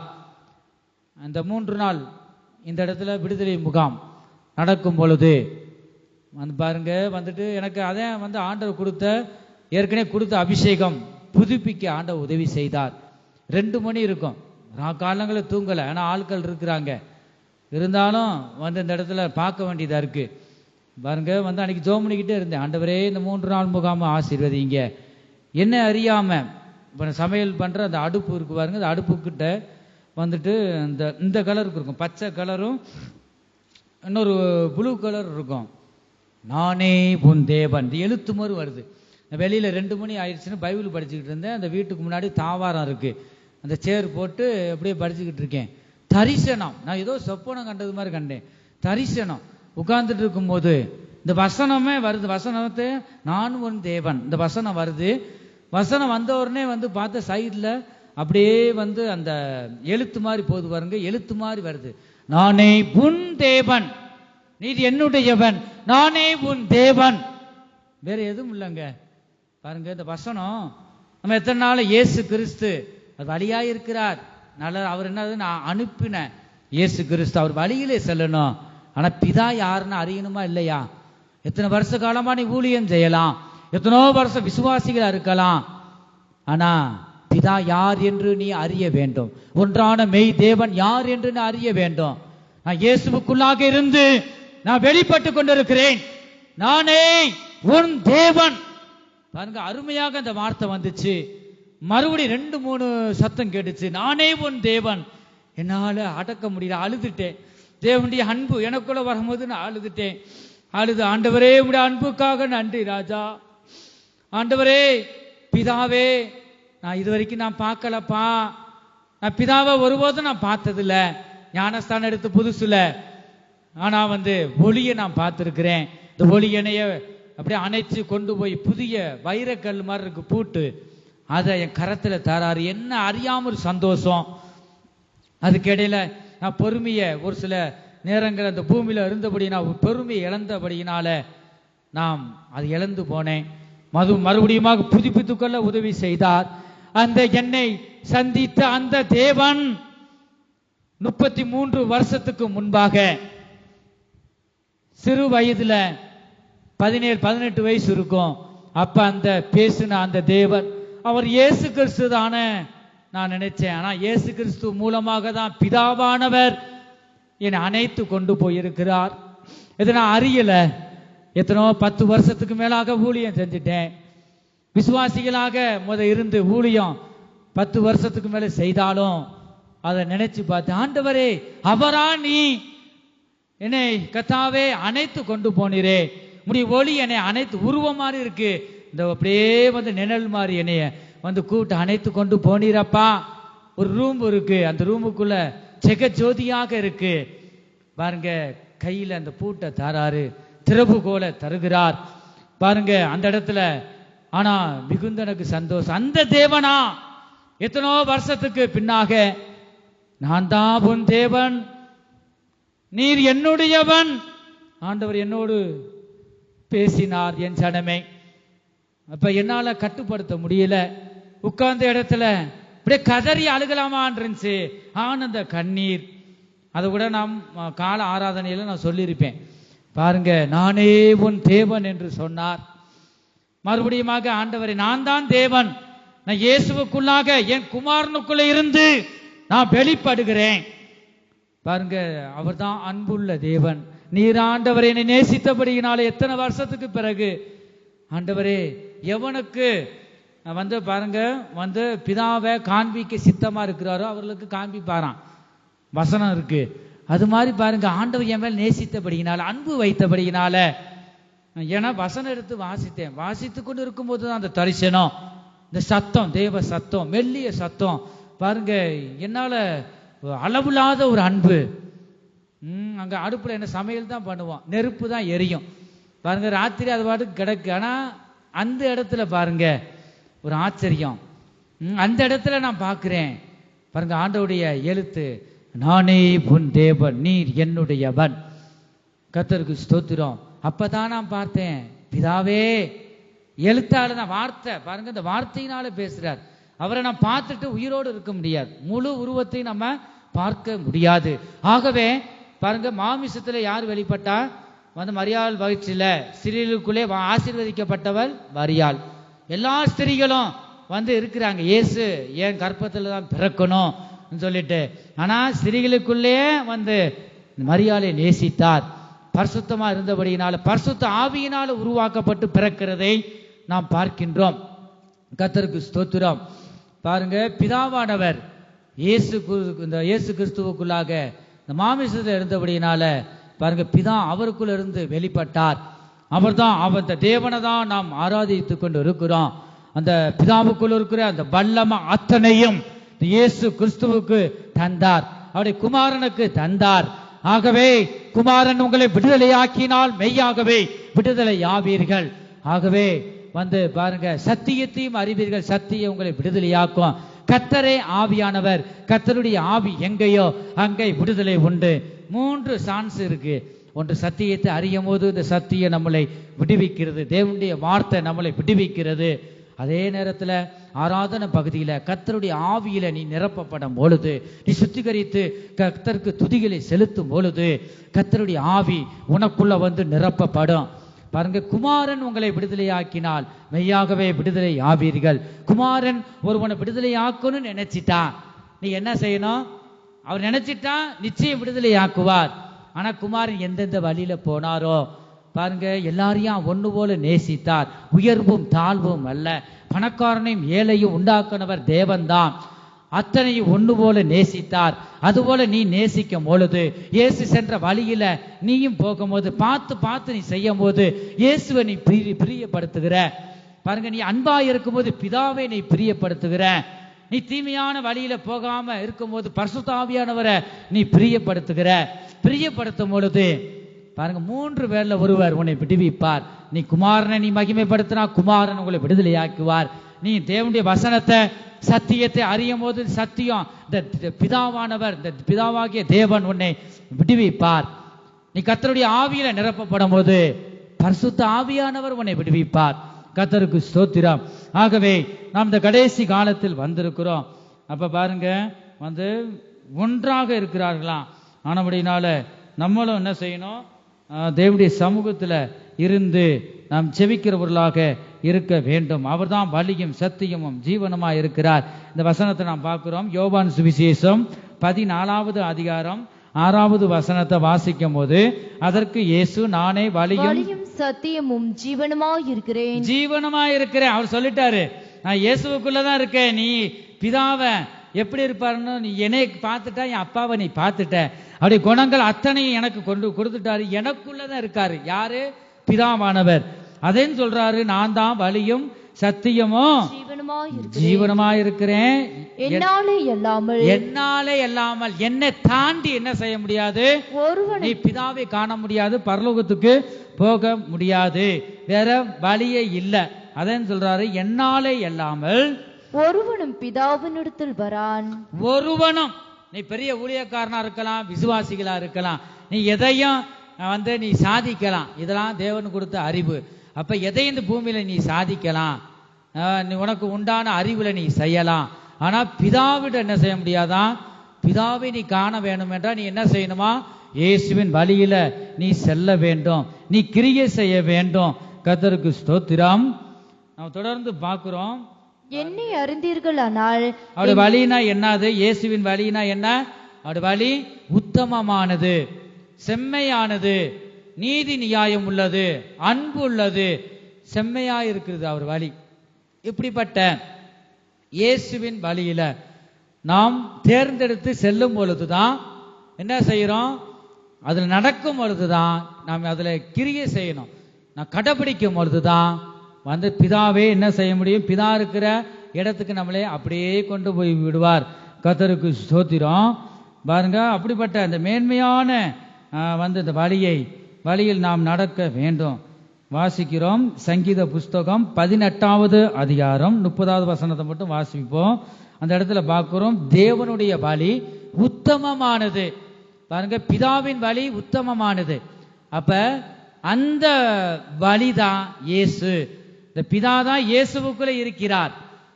ஆகவே இந்த உத்தமமான வழியில நாம் செல்லும் போது தேவனை நாம் பிரியப்படுத்துகிறோம். சங்கீத புஸ்தகம் 128வது சங்கீதம் 1வது வசனத்துல பார்க்கிறோம், கர்த்தருக்கு பயந்து அவர் வழிகளை நடக்கிறவன் எவனோ அவன் பாக்கியவான். எவனோ, பெரியவனா இருக்கட்டும், சின்ன பயலா இருக்கட்டும், யாராகிலும் இருக்கட்டும், ஆனா கர்த்தருக்கு பயப்படுகிற பயம் உனக்கு இருக்குமானால் கர்த்தர் ஆசீர்வதிப்பார். பாருங்க, எவனோ அவன் பாக்கியவான். கர்த்தரால் ஆசீர்வதிக்கப்பட்டவன் மகிழ்ச்சி உள்ளவன். பாக்கியவான் என்றால் அப்ப கர்த்தருக்கு பயப்படுகிற பெரியோரையும் சிறியோரையும் ஆசீர்வதிக்கிறாராம் கர்த்தர். ஆனபடினால் கர்த்தருக்கு பயப்படுகிற பயம் இருக்கணும். அவர் வழிகளில் நடக்க வேண்டும். அதான் தேவனை நாம் பிரியப்படுத்துகிறோம். சங்கீத புஸ்தகம் 139வது சங்கீதம் 24வது வசனம் பார்க்கிறோம். வேதனை உண்டாக்கும்படி என்னிடத்தில் உண்டோ என்று பார்த்து. வேதனை உண்டாக்கும் வழி என்னிடத்தில் உண்டோ என்று பார்த்து நித்திய வழியிலே என்னை நடத்தும். அப்பா, என்னை நித்தியமான வழியிலே என்னை நடத்தும் என்று தாவீது ராஜா சொல்லுகிறதை பார்க்கிறோம். நாம் கூட ஒரு சில நேரங்கள்ல, தேவனே, இயேசுவே, உம்மை வேதனைப்படுத்துகிற காரியம், உம்மை துக்கப்படுத்துகிற காரியம் ஏதாவது இருக்குமானால் ஆண்டவரை மன்னியும் என்று இந்த வேளையில் நாம் சொல்லுவோமாக. நம்மோடு அவர் பேசிக் கொண்டிருக்கிறார். தேவன் நம்மோடு பேசுகிறார். அவர் சொல்லுகிறார், என் தேவனே, தாவீது ராஜா சொல்லுவதை நாம் பார்க்கிறோம். வேதனை உண்டாக்கும் வழி என்னிடத்தில் உண்டோ என்று பார்த்து, அப்பா, நான் தெரிஞ்சோ தெரியாமல் உம்மை துக்கப்படுத்தின காரியம் ஏதாவது இருக்குமானால் பார்த்து எனக்கு இறங்கி மன்னியும் அப்பா, நித்தியமான வழியிலே நீ நடத்தும் என்று சொல்லுகிறார். சங்கீத பகுதியில் நான் வாசித்தோம். அருமையான ஒரு வாசிக்க கேட்டமே சங்கீத பகுதி. சங்கீத பகுதியில பாருங்க, 67வது சங்கீதம் நாம் வாசிக்க கேட்டோம். அதுல எத்தனாவது வசனம்? 2வது வசனத்தை ஒரு வாசிப்போம். அருமையான வசனம். இந்த வசனம் என்னை தொட்டது. சங்கீத பகுதியில வாசிக்கும் பொழுது இந்த வசனம் என்னை தொட்டது. வாசிங்க. தேவரீர் எங்களுக்கு இறங்கி எங்களை ஆசீர்வதித்து உம்முடைய முகத்தை எங்கள் மேல் பிரகாசிக்க பண்ணும். ஹல்லேலூயா. தேவரீர் எங்களுக்கு இறங்கி, பாருங்க, ஆண்டவரே அவர் சொல்றாரு, தேவரீர் எங்களுக்கு நீ இறங்கத்தான் வேண்டும். அப்பா நீங்க இறங்கி கர்த்தாவே என்ன செய்யுங்க, எங்களை ஆசீர்வதித்து, தேவரீர் எங்களுக்கு இறங்கும், எங்களை ஆசீர்வதியும். தாவீது அதை சொல்றாரு பாத்தீங்களா? வந்து அவர் எவ்வளவு அழகாக சொல்றாரு, ஆசீர்வதித்து உம்முடைய முகத்தை எங்கள் மேல் பிரகாசிக்க பண்ணும். அப்பா அருமையான வசனம். சங்கீத பகுதியில ஒரு 10 வசனமா 20 வசனமா இருந்தாலும் தேவன் பேசுகிற ஒரு வசனம், ஏதாவது ஒரு வசனம் நறுக்குன்னு நம்ம உள்ளத்தின் ஆழத்திலிருந்து படும். ஒருவர் பேசுவதை போல இருக்கும். பாருங்க, வாசிக்கும் பொழுது நறுக்குன்னு இந்த வசனம் என் உள்ளத்துல பேசினது. தேவரீர் எங்களுக்கு இறங்கி, அப்பா என் உபத்திரவத்தை நீங்க பார்த்து, அப்பா உண்மையே நம்பி வந்திருக்கிறேன், எனக்கு ஒரு முன்னேற்றம் இல்லப்பா, ஆனா இதெல்லாம் உம்முடைய குற்றம் இல்ல, நீ குற்றம் இல்லாத தேவன். ஆனா பரிசுத்தமா ஜீவிக்க எனக்கு பலன் இல்லை, உண்மை ஆராதிக்கிறதுக்கு பலன் இல்லை, எனக்கு விருப்பம் இல்லை, ஆனா நான் ஆசைப்படுறேன் உம்மை போல நான் காணப்பட வேண்டும். தகப்பன், நீர் என்னுடைய தகப்பன். ஆண்டவரே, தகப்பனை போல பிள்ளையாகிய நான் வாழ வேணும்னு ஆசைப்படுறேன், என்னால முடியலப்பா, திடனற்று நான் போறேன், பலன் இல்லாம போறேன். பாருங்க, ஆண்டவரே எனக்கு நீ இறங்கத்தான் வேண்டும். வசனம் அருமையாக பாருங்க. தேவரீர் எங்களுக்கு இறங்கி, அப்பா எங்களை ஆசீர்வதிங்கப்பா, என்னை தலை நிமிர்ந்து நடக்க செய்யுங்க. அப்பா நீ இறங்கத்தான் வேண்டும், என் தலை நிமிர நடக்க செய்யுங்க. தேவரீர் நீர் எனக்குள்ள வாழ்ந்தால் மாத்திரமே என் தலை நிமிர்ந்து நடக்க நீ உதவி செய்வீர். பாருங்க, என்னை ஆசீர்வதித்து உம்முடைய முகத்தை, பாருங்க, அவருடைய முகத்தை வந்து எங்கள் மேல் பிரகாசிக்க பண்ணும். இயேசு கிறிஸ்து பாருங்க பிதாவின் முகத்தை திருப்பும் பொழுது, பிதாவே ஏன் என்னை கைவிட்டீர்? இப்ப பிதாவின் முகம் இயேசு கிறிஸ்துவ நேராகவே அவருக்குள்ள, இயேசு கிறிஸ்துவுக்குள்ள பிதா இருக்கும்போது எந்த கவலையும் இல்லை, அப்படியே பிரகாசித்தார். அற்புத அடையாளம், சர்வாங்க சுகம், பயங்கரமாக 3 வருஷம் ஊழியம் செய்தார். பாருங்க, வந்து தேவனுடைய முகம் நம்மேல் பிரகாசிக்கும் போது எந்த மனுஷனையும் பிரகாசிப்பிக்க செய்யும் மெய்யான ஒளியாய் இருக்கிறார். அப்படிப்பட்ட தேவனை நாம் இந்த கால வேளையில நாம் ஆராதிக்கிறோம். அவர் இந்த கால வேளையில பேசிக் கொண்டிருக்கிறார். இந்த வார்த்தைகளுக்கு நாம் செவி கொடுக்கும் பொழுது அவர் பெரிய காரியங்களை செய்கிறார். பாருங்க, வந்து தேவரீர் எங்களுக்கு இறங்கி எங்களை ஆசீர்வதித்து உம்முடைய முகத்தை எங்கள் மேல் பிரகாசிக்க பண்ணும் என்று சங்கீதக்காரர் சொல்லுவதை நாம் பார்க்கிறோம். கர்த்தருடைய பரிசுத்த நாமத்திற்கு மகிமை உண்டாகட்டும். அவர் நீதியின் ராஜாவாய் இருக்கிறார். இந்த பிதாவானவர் பாருங்க, வந்து அவர் வசனமாய், அவர் வார்த்தையாக இருக்கிறதை நாம் பார்க்கிறோம். கர்த்தருக்கு ஸ்தோத்திரம். நீதிமொழிகள் 16வது அதிகாரம் 7வது வசனத்துல நாம் பார்க்கிறோம். இதுவரைக்கும் பிதாவை பற்றி நாம் பார்த்து கொண்டிருக்கிறோம். பிதாதாம் இயேசுவுக்குள்ள வந்து மகிமைப்படுகிறார். வாசிக்கிறோம், ஒருவனுடைய வழிகள் கர்த்தருக்கு பிரியமாயிருந்தால், உன்னுடைய வழி கர்த்தருக்கு பிரியமாயிருந்தால் அவனுடைய சத்துருக்களும் அவனுடைய சமாதானமாகும்படி செய்வார். அல்லேலூயா. உன்னுடைய வழி தேவனுக்கு பிரியமாய் இருந்தா போதும். யார் உன்னை எதிர்த்தார்களோ அவர்கள் எல்லாம் உன் வீடை தேடி வர வைப்பார், சமாதானம் ஆகும்படி செய்வார். என் ஜனமே, உன்னை யார் மூலமாக நீ வெட்கப்பட்டாயோ, நிந்தை அவமானம் அடைந்தாயோ, உன் வழி தேவனுக்கு பிரியமாய் இருக்கும் பொழுது, தேவனை நீ பிரியப்படுத்தும் போது, உன் வழி தேவனுக்கு பிரியமாய் இருக்கும் போது, உன் சத்துருக்களை உன்னோடு சமாதானமாகும்படி அவர் செய்ய என் தேவன் வல்லமையுள்ள தேவனாக இருக்கிறார். கர்த்தருக்கு ஸ்தோத்திரம். நாம் வாசிக்கிறோம் பாருங்க, இது வந்து பாருங்க பிதாவின் குணங்களாய் இருக்கிறது. அவர் சர்வ வல்லமையுள்ள தேவன். 2வது, இயேசு சத்தியமாய் இருக்கிறார். பாருங்க, சத்தியமாய் இருக்கிறார். இரண்டாவது எப்படியா இருக்கிறாரு? சத்தியமாய் இருக்கிறார் என்று நாம் பார்க்கிறோம். சமாதானத்தின் தேவன் நம்ம இயேசு கிறிஸ்து. இரண்டாவது சத்தியமாய் இருக்கிறார். யோவான் சுவிசேஷம் 17வது அதிகாரம் 17வது வசனம். உம்முடைய சத்தியத்தினாலே அவர்களை பரிசுத்தமாக்கும். உம்முடைய வசனமே சத்தியம். யார் சொல்றா? இயேசு கிறிஸ்து சொல்றாரு.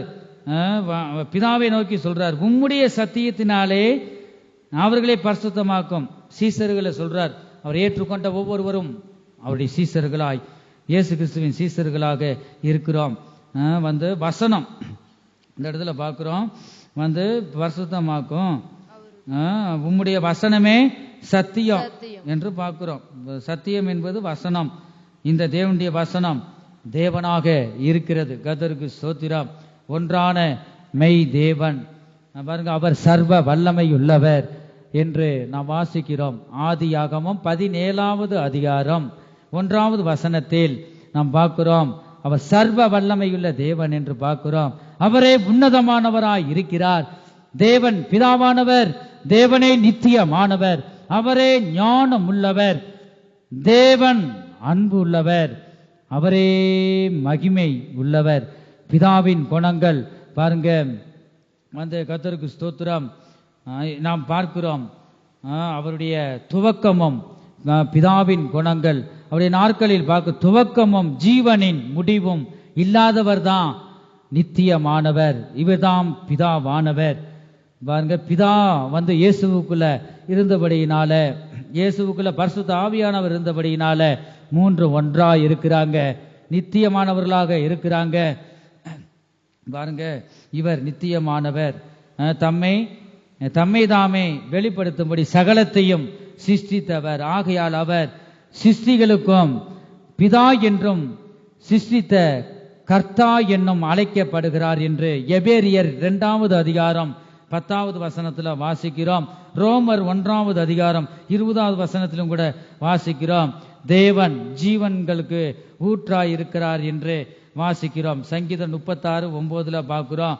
தேவன் அன்பாய் இருக்கிறார் என்று 1 யோவான் 4:8 வாசிக்கிறோம். கர்த்தருக்கு ஸ்தோத்திரம். அவர் சர்வ வல்லமையுள்ள தேவனாய் இருக்கிறார். அவர் பரிசுத்த சேனைகளின் கர்த்தர் என்று ஏசாயா 6வது அதிகாரம் 3வது வசனத்துல வாசிக்கிறோம். கர்த்தருக்கு ஸ்தோத்திரம். குமாரனுடைய குணங்கள் பற்றி நாம் பார்க்கும்போது, பிதாவிற்கு பாருங்க தம்மை முற்றிலும், பிதாவுக்கு முற்றிலும் ஒப்பு கொடுத்து கீழ்ப்படிந்தார் இந்த குமாரன், இந்த இயேசு கிறிஸ்து. அவருடைய குணங்கள் எங்க வாசிக்கிறோம்? யோவான் சுவிசேஷம் இந்த இடத்துல வாசிக்கிறோம். எபேரியர் 10வது அதிகாரம் 7வது வசனத்திலையும் பிலிப்பியர் 2:8 வாசிக்கிறோம். பிதாவுக்கு தம்மை தாமே முற்றிலும் ஒப்பு கொடுத்து கீழ்ப்படிந்தாராம். அதான் குமாரனுடைய குணங்கள் என்று நாம் பார்க்கிறோம். கர்த்தருக்கு ஸ்தோத்திரம். வார்த்தையாக இருந்தாராம், அவர் தேவனுடைய வார்த்தையாக இருந்தார் என்று யோவான் சுவிசேஷம் 1:1 பார்க்கிறோம். பாருங்க, கர்த்தருக்கு ஸ்தோத்திரம். 3வது பார்க்கிறோம், பரிசுத்த ஆவியானவரின் குணங்கள் பற்றி பார்க்கும்போது, நம்மை சத்தியத்துக்குள் நடத்தி பரிசுத்தமாக்குறவர் என்றும் வரப்போகிற காரியங்களை அறிவித்து கண்டித்து உணர்த்துகிறவர் என்று பாருங்க, அவர் தான் பரிசுத்த ஆவியானவருடைய குணங்கள் என்று இதை மட்டும் வாசிக்கலாம். யோவான் சுவிசேஷம் 16வது அதிகாரம் 13வது வசனத்துல நான் வாசிக்கிறோம். சத்திய ஆவியாகிய அவர் வரும்போது, சத்திய ஆவியாகிய அவர். அதனாலதான் நீங்க எல்லாருமே பரிசுத்த ஆவியின் அபிஷேகத்தை நீங்க பெற்றுக்கொள்ள வேணும். பரிசுத்த ஆவியை நீங்க பெற்றுக்கொள்ளும் போது அசுத்த ஆவி தானா போயிடும். லைட்டை நீங்க போடுங்க, எவ்வளவு பிரகாசமா இருக்கு மனுஷன் உண்டாக்குன இந்த ஒளி. இப்ப ஜீவ ஒளி நமக்குள்ள வரும்போது எப்படி இருக்கும் பாருங்க. இந்த பரிசுத்த ஆவியானவர் நமக்குள்ள, சத்திய ஆவியானவர் வரும்போது உங்க குடும்பத்துல, தேசத்துல நடக்க போறத குறித்து பேசுவார். நீ அவருக்குள்ள இருந்தா, நீ ஜெபிக்கிறவளா இருந்தா, வேத வாசிக்கிறவளா இருந்தா, தேவனுக்கு பிரியம் உள்ளவளாய் நீ இருந்தா, நடக்க போற காரியங்களை குறித்து பரிசுத்த ஆவியானவர் உனக்கு கண்டித்து உணர்த்துவார். நாம் இருக்கிற காலமே பரிசுத்த ஆவியானவர் காலத்தில் இருக்கிறோம். பிதாவின் காலம், இயேசுவின் காலம். அவர் பாவங்களுக்காக மரித்தார், எடுத்துக்கொள்ளப்பட்டார், இன்றும் அவர் ஜீவிக்கிறார். அவர் நாமத்தை சொன்னா வல்லமை உண்டு, விடுதலை உண்டு. இப்ப பரிசுத்த ஆவியானவர் பாருங்க, சகலத்தையும் கண்டித்து உணர்த்துகிற தேவன் தான் இந்த பரிசுத்த ஆவியானவர். இந்த பரிசுத்த ஆவியின் அபிஷேகத்தை ஒவ்வொருவரும் நீங்க பெற்றுக்கொள்ளும் பொழுது இந்த பலவீனம் வராது. அப்படி இருக்கும்போது நீ அந்நிய பாஷையில நிரப்பப்பட்டு தேவ ஆவியில நிரப்பப்பட்டுட்டா பலவீனம் ஓடி போய், ஐயோ நான் போறேன் துணியா காணா, அதுக்கான என்ன செய்யும், ஓடி போயிடும். அதனால நீ பரிசுத்த ஆவியில நிரப்பப்படணும். அதான் வாசிக்கிறோம், வாசிங்க. சத்திய ஆவியாகிய அவர் வசனத்தை எல்லாருமே எடுத்துக்கங்க. யோவான் சுவிசேஷம் 16வது அதிகாரம் 13. சத்திய ஆவியாகிய அவர் வரும்போது, அவர் யாரு? சத்திய ஆவியாகிய அவர் வரும்பொழுது சகல சத்தியத்திற்குள்ளும் உங்களை நடத்துவார். அவர் தம்முடைய சுயமாய் பேசாமல் தாம் கேள்விப்பட்டவைகள் யாவையும் சொல்லி வரப்போகிற காரியங்களை உங்களுக்கு அறிவிப்பார். ஹல்லேலூயா. பாத்தீங்களா, வரப்போகிற காரியங்கள். ஒரு ஆபத்து உன் வீட்டுக்குள்ள வருதா, இந்த மாதிரி வாரா பரிசுத்த ஆவியானவர் இருந்தா பேசுவார். ஆண்டவர் எனக்கு நிறைய அப்படி ஆண்டவர் இந்த வரத்தை ஆண்டவர் கொடுத்துருக்காரு. அதுவுமே மண்ணுக்குள்ள புதைச்சு வச்சது மாதிரி வச்சுட்டேன் பாருங்க, புதுப்பிக்காம. ஒரு சில காலங்கள் மறுபடியுமாக ஆண்டவர் புதுப்பிக்க உதவி செய்கிற, முழுமையாக வெளிப்படணும். அப்பா ஆண்டவர் பரிசுத்த ஆவியானவர் கண்டித்து உணர்த்துங்க. ஒருத்தர் பேசும்போது தெரிஞ்சிருது நல்ல கனி கெட்ட கனி சொல்லிட்டு பாருங்க, ஆண்டவர் அனுமதிப்பார். நேற்று கூட நாங்கள் பேசிக்கொண்டு இருக்கும் பொழுது ஒரு சில காரியம் ஆவியானவர் சொல்லுவார். சொன்னாதான் நம்ம சொல்லணும் பாருங்க. அப்படி இல்லைன்னா உணர்த்துவார், மனசுல வச்சுக்கலாம். இது கெட்ட கனி, நம்ம ஜீவியத்தை கெடுத்துரும், நம்மளை பலனற்று போக செய்யும். அதெல்லாம் மனசுல வச்சு கண்டித்து உணர்த்தணும். ஒருத்தர் ஜெபிக்க போவாங்க, ஜெபிக்க போகும்போது ஜெபம் முடிஞ்சதும் கேட்பாங்க, ஆண்டவர் ஏதாவது உணர்த்தினாரா, ஏதாவது சொல்லுங்களேன். என்ன சொன்னார் ஆண்டவர்? குறிகாரன்ட்டு கேட்கிற மாதிரி. நீங்க பாக்குறீங்க, இன்னும் நடந்துக்கிட்டு தான் இருக்கு. தேசத்துல நடக்கிறத நீங்க பாக்குறீங்க. ஜெபம் பண்ணுவாங்க, என்ன இருக்கு, இன்னாரும் உனக்கு சூனியம் வச்சிருக்காங்க, செய்வனை வச்சிருக்கிறாங்க, அதுக்கு என்ன வழிமா? யார்கிட்ட நீங்க சோசியக்காரன்ட்ட போனா நீங்க என்ன கேட்பீங்க? கை ஒன்று ரேகையை பார்த்து சொல்லுவான், அதெல்லாம் கிளியை திறந்து விடுவான், அதை எடுத்து சீட்டை எடுக்கும் பாருங்க, ஏதாவது எடுத்து தரோம். இப்ப கடைசி காலத்திலையும் இப்படி வந்துருச்சு. ஏன்னா சத்திய ஆவியானவர் அப்படி இல்லை. பரிசுத்த ஆவியானவர் உனக்குள்ள வந்துட்டா அவர் உன்னை விடுவிப்பார், அவர் உன்னோட பேசுவார். சத்தியத்தை அறிவீர்கள், சத்தியம் உங்களை விடுதலையாக்கும். இந்த ஆவியானவர் பாருங்க, பிதாவின் சத்தியத்தையும் இயேசு கிறிஸ்து சொன்ன அவர் வழியில் சென்ற ஒவ்வொன்றையும் இந்த 2 பேர் செய்ததை தான் பரிசுத்த ஆவியானவர் நினைவு பூட்டுகிறார். மறந்து போயிராத, என் வழியை விட்டு போயிராத. பாருங்க, அவர் நமக்குள்ளேயே வந்துடுறார். அதுதான் உண்மை. நமக்குள்ள நம்ம இருதயத்துக்குள்ள வரும்போது நான் தப்பி போக முடியாது. ஆகவே அநேக சபைகள்ல பார்க்கிறோம், ரட்சிக்கப்படாதவங்க வந்துட்டாலும் அது கூட மனசுல வச்சுதான் என்ன செய்யணும், ஜெபிக்கணும். வெளிப்படுத்தவ தனியா வச்சு சொல்லலாம். சோசியக்காரன் எப்படி சொல்றானோ அது போலவே சொல்லுகிறதே நாம் பார்க்கின்றோம். இப்படி இருக்கு, தொடர்ந்து நீ ஜெபிக்கணும். குரங்கு மாதிரி வருது, வேற என்னது, ஏதாவது மண்டையை குழப்பி விட்டுட்டு மண்டை பிச்சு போயிடும். அவளுக்கு பிச்சுக்கிற மாதிரி மூளை குழம்பி போயிடும். ஐயோ இப்படி சொல்லிட்டாங்களே, எத்தனை பேர் சூனியம் செய்வனை வச்சிருக்காங்களா? யாக்கோபுக்கு விரோதமா மந்திரவாதம் இல்லை, குறி சொல்றதும் இல்லை. வசனத்தை பிடிச்சுக்கிட்டா நீ யாரையும் நோக்கி குறி கேட்க போக மாட்டேன். பாருங்க, அது ஊழியக்காரலா இருக்கலாம், ஒருபோதும் ஆண்டவர் இப்படி சொல்லல அவங்க வெளிப்படுத்தக்கூடாது. பாருங்க, பரிசுத்த ஆவியானவர் உனக்குள்ள இருக்கிற பரிசுத்த ஆவியானவர் வெளிப்படுத்துவார். ஒரு சிலர் இந்த பரிசுத்த ஆவியானவர் வரல, புதிதா வராங்கன்னா ஆண்டவர் சொல்றதை தனியாக நான் சொல்ல வேண்டும். 4 பேர் கேட்கும் பொழுது அதை அவங்க திடனற்று போக செய்யும். அவங்க 10 பேர்கிட்ட சொல்லும் போது ஊரே பரவி போயிடும். நல்ல காரியம் பரவாது. ஒரு தீய ஒரு வார்த்தை இருக்கட்டும், கோடிக்கணக்கான ஜனங்கள்கிட்ட பரவிடும். ஆகனபடினால் ஒரு ஞானத்தோடு இந்த நாட்களில் ஒவ்வொரு ஊழியங்களிலும் ஞானம் உள்ள தேவன் வெளிப்பட வேண்டும். ஆகவே குறி கேட்கிற மாதிரி கேட்பாங்க, அது இருக்கு இது இருக்கு, அவங்க என்னென்னதான் சொல்லுவாங்க நமக்கே புரியாது. எதோட இந்த கிளி சோசியக்காரன் பாருங்க அவனை விட மந்திரவாதியும் என்ன செஞ்சிருவாங்க, தாண்டிடுவாங்க ரசிக்கப்பட்ட பிள்ளைய. பாருங்க, தேவன் அப்படிலாம் சொல்லலை. அவங்க குழப்பி விட்டு அவளுக்காக நாம் ஜெபிக்கணும். நீ சத்தியத்தை அறி, நீ தொடர்ந்து ஆலயத்துக்கு போ, வீடுகளில் ஜெபம் பண்ணு. விடுவிக்கிற எங்களால முடியாது, உன் பேரை சொல்லி நாங்கள் ஜெபிக்கிறோம். பாருங்க அவங்க விசுவாசிக்கணும். விசுவாசத்தை கர்த்தர் மேல் வைக்க, அவங்கள நம்பிக்கை விசுவாசம் கர்த்தர் மேல் வைக்கிறதுக்கு அவங்களை திருப்பணும். பாருங்க, பரிசுத்த ஆவியானவருக்கு நேராக திருப்பணும். அதுதான் ஒரு ஊழியக்காரன் மேல விழுந்த கடமை. இந்த விசுவாச நம்பிக்கை வரும்போது, எனக்காக நீங்க ஜெபியுங்க, இப்பொழுது நான் விடுவிக்கப்படுவேன், கரத்தை வைத்து ஜெபிங்க. இந்த விசுவாசத்தை முதல்ல தரணும். ரட்சிப்பு உண்டாகணும். சரீரத்துல மட்டும் ஒரு விடுதலை பெற்று போயிட்டா அந்த ஆவி ஆத்மாவும் சோர்ந்து போயிடும், ஆலயத்துக்கு வரமாட்டாங்க. உன்னுடைய ஆவி ஆத்மாவிலும் சரீரத்திலும் நீ ரட்சிப்பு அடைய வேண்டும். அப்படி இருக்கும்போது தொடர்ந்து நீ ஆலயத்துக்கு வருவ, தேவ சத்தத்தை நீ கேட்ப. ஆவியானவர் நித்தமும் உன்னை வழி நடத்துவார். கர்த்தருக்கு ஸ்தோத்திரம். நாம் கர்த்தரை மட்டும் நாம் பார்த்து போகணும். நீ முழங்கால் படியிட்டு கர்த்தரை நோக்கி கூப்பிட்டா உனக்கு இறங்குவார். வசனம் அதுதான் இருக்கு. 2 பேர் பூமியில ஒருமனப்பட்டு இருந்தா பாருங்க பிதாவினால் உண்டாகும், உன் வேண்டுதல் கேட்கப்படும். மத்தேயு சுவிசேஷத்துல நாம் பார்க்கிறோம். ஆகவே கர்த்தர் மேல் நம்பிக்கை வைத்து நாம் ஜீவிக்க வேண்டும். கர்த்தருக்கு ஸ்தோத்திரம். சகல சத்தியத்துக்குள்ளும் வழி நடத்துகிறதான் பரிசுத்த ஆவியானவர். நாம் ஒருவராகில பரிசுத்த ஆவியின் அபிஷேகத்தை பெறாமல் இருக்கக்கூடாது. கர்த்தர் உன்னோடு பேசுகிறாரா? அப்ப ஆண்டவர் உன்னை நேசிக்கிறார். ஒரு சில காரியங்களை பரிசுத்த ஆவியானவர் வெளிப்படுத்துறார். ஆனா உனக்குள்ள முழுமையாக இந்த பரிசுத்த ஆவி ஊற்றப்பட்டுட்டா நீ பலனற்று போக மாட்ட. முழு பலனும் உனக்குள்ள இறங்கும். சிகிச்சை போல கதிடா, இதோ என் ஜனமே, இதோ என் ஜனமே, சிக்கட்டு போல கதிடா. நிறைவான நிறைவான நான் உனக்குள்ள வரும்போது குறைவானதெல்லாம் ஒளிந்து போகும். நிறைவான வரும் பொழுது குறைவானதெல்லாம் ஒளிந்து போகும். என் ஜனமே,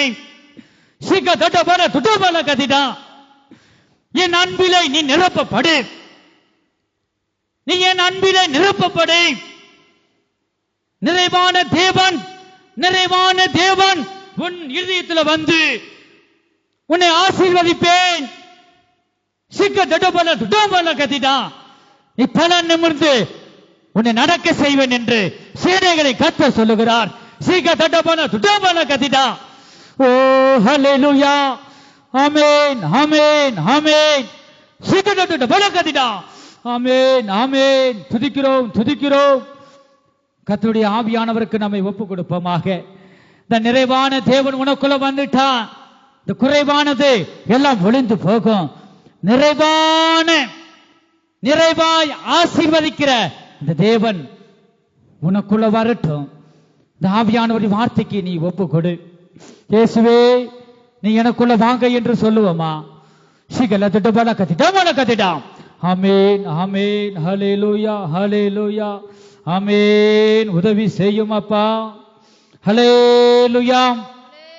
நம்முடைய கர்த்தராகிய இயேசு கிறிஸ்து நமக்கு ஞான கண்மலையாக இருக்கிறார். பாருங்க, கர்த்தரே நமக்கு பாதுகாப்பா இருக்கிறார். நீ அவரை பிடித்து கொள்ளணும். நிறைவான தேவனை நீ பிடித்து கொண்டாதான் நீ நிறைவுள்ளவனாய் நிறைவுள்ளவளாய் நீ காணப்பட முடியும். அவர்தான் உனக்கு பாதுகாப்பு.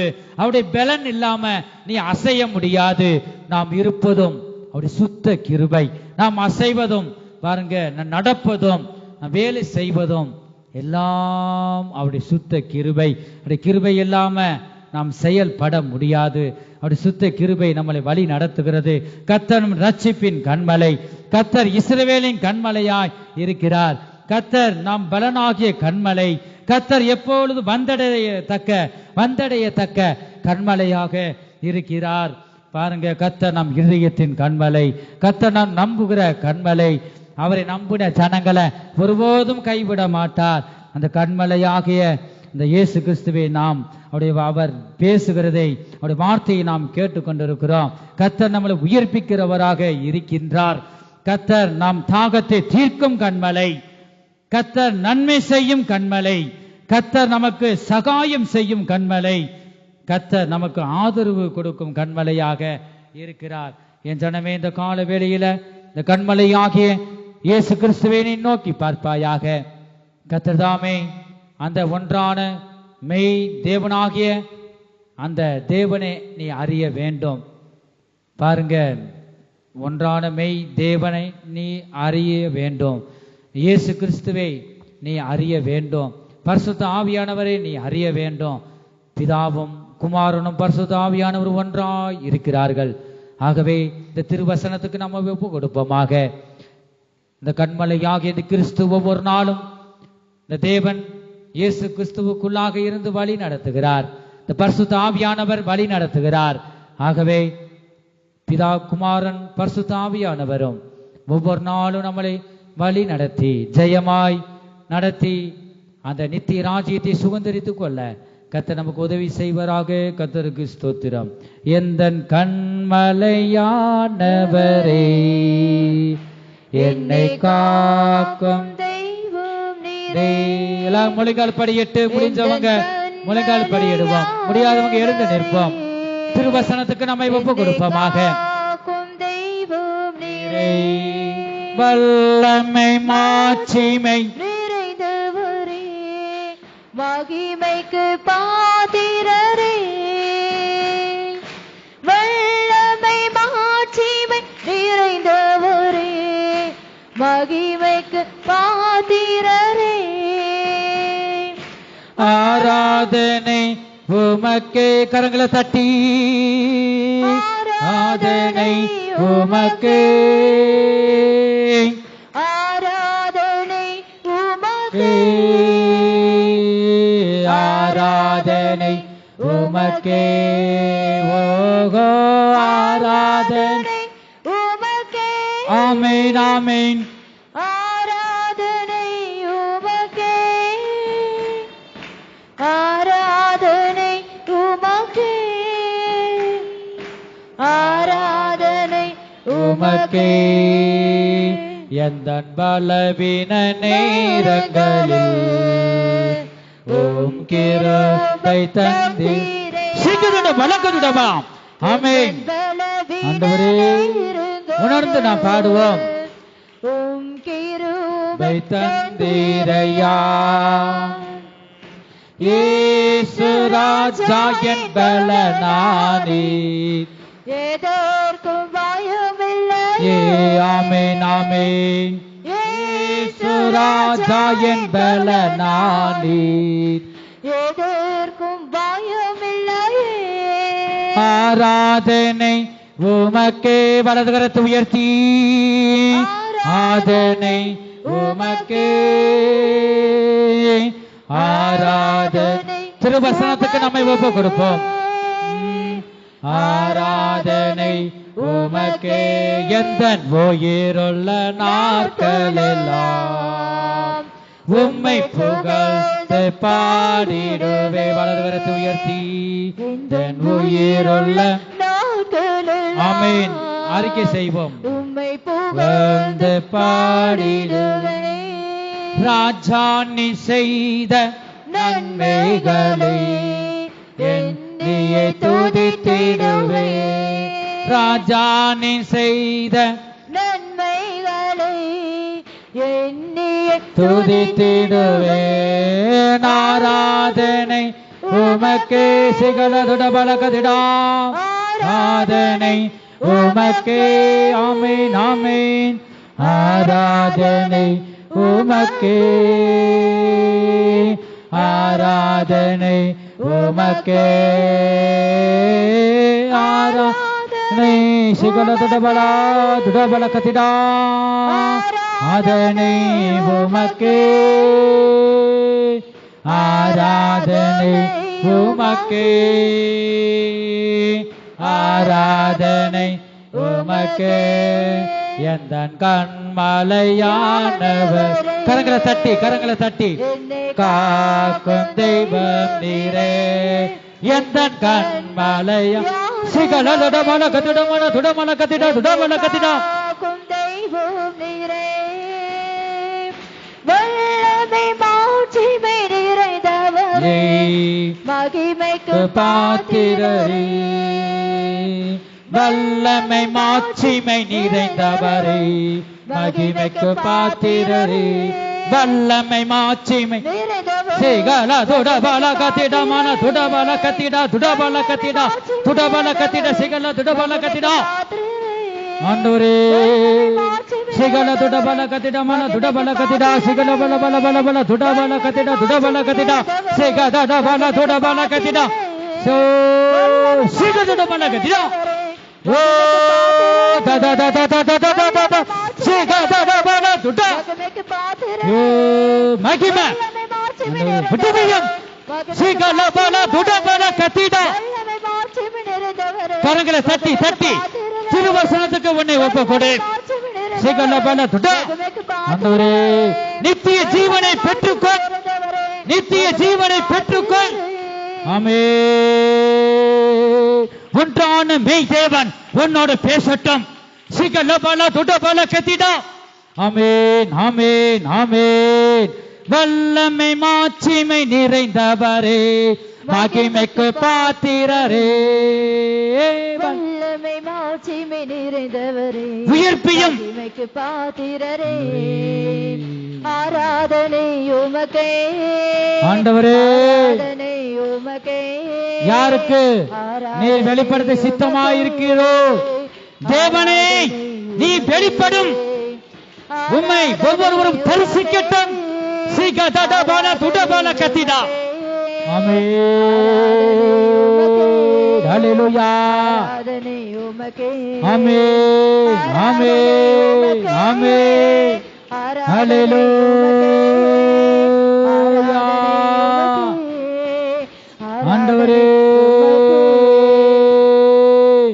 ஹல்லேலூயா ஹல்லேலூயா ஆமென். சிகத பலகது டமலகதி டமலகதிடா. என் பிள்ளைகளே என் பிள்ளைகளே தேவனாகிய கர்த்தர் உங்களோடு பேசிக் கொண்டிருக்கிறேன். தேவனாகிய கர்த்தர் உங்களோடு பேசிக் கொண்டிருக்கிறேன். ஒன்றான மெய் தேவன் நானே.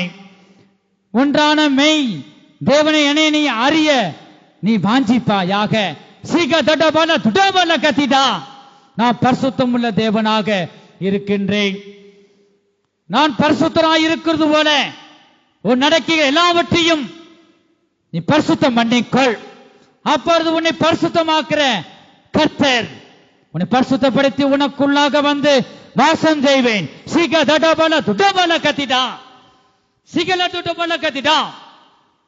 என் வழியிலும் நீ நட, என் சத்தியத்திலே நீ நட, என் அன்பிலே நிலைத்திருந்து என் அன்பை கை கொண்டு ஒருவருக்கொருவர் நீ அன்பு கூறு. சிகல துடபல கதிடா. எனக்கு பிரியமான காரியங்களை செய். அப்பொழுது நான் உன்னோடு பேசுவேன். உன்னை பெயர் சொல்லி அழைக்கும் தேவனாய் உன் மத்தியிலே பேசுகிறேன். சிகல துடபல கதிடா. சிகல துடபல கதிடா. உன் வழிகளை சரிப்படுத்திக் கொள். அப்பொழுது நான் நித்திய தேவனாய் உனக்குள்ள வந்து வாசம் செய்வேன். சிகல துடபல கதிடா. கோணலானவைகளை செவ்வையாக்குவேன். சிகத பல கதிடா மனா துடா. சிகல துடபல கதிடா. என் மகளே நான் இப்பொழுது பேசின என் வார்த்தைக்கு உன்னை முழுமையாக ஒப்புக்கொடு. சிகல துடபல கதிடா. துடபல கதிடா. நிறைவான நான் உனக்குள்ள வந்து குறைவானதெல்லாம் ஒளிந்து போகும். நிறைவானது வரும்போது நான் உனக்குள்ள வரும்போது குறைவானது ஒளிந்து போகும். என் மகளை சிகத துடபல கதிடா. நீ என் சமூகத்திலே மகிழ்ந்து கலிகூறு. நீ எதையும் சிந்திக்க வேண்டாம். நான் உன்னோடு இருந்து உன் வழிகளை செவ்வைப்படுத்துவேன். கோணலானவைகளை செவ்வைப்படுத்துவேன். உன்னை ஜெயமாய் வழி நடத்துவேன். என் வழியிலே நீ செல்லும் பொழுது உன்னை ஜெயமாய் வழி நடத்துவேன் என்று சேனைகளை கர்த்தர் சொல்லுகிறார். சிகத பல கதிடபலா. ஆமென் ஹல்லேலூயா. கரங்களை தட்டி பரிசுத்த ஆவியானவர் பேசின வார்த்தைகளுக்கு நாம் மகிமைப்படுத்துவோம். ஓ துடபல கதிடா. சிகல பல பல துடபல கதிடா. ஆமென் ஆமென் ஆமென். இயேசுவே ஹல்லேலூயா. பூர்ண ஒரு மகிழ்ச்சி இறங்கட்டும். ஆமென். ஸ்தோத்திரம் ஸ்தோத்திரம் ஸ்தோத்திரம். சிகதடபல கதுடபல கதிடா சிகதடபல துடபல கதிடா மன துடபல கதிடா சுகலபல கதிடா சிகலதடபல கதிடா மன துடபல கதிடா சிகதடபல துடபல கதிடபல கதிடா. ஆமென் ஆமென் ஆமென் ஆமென் ஆமென். ஹல்லேலூயா.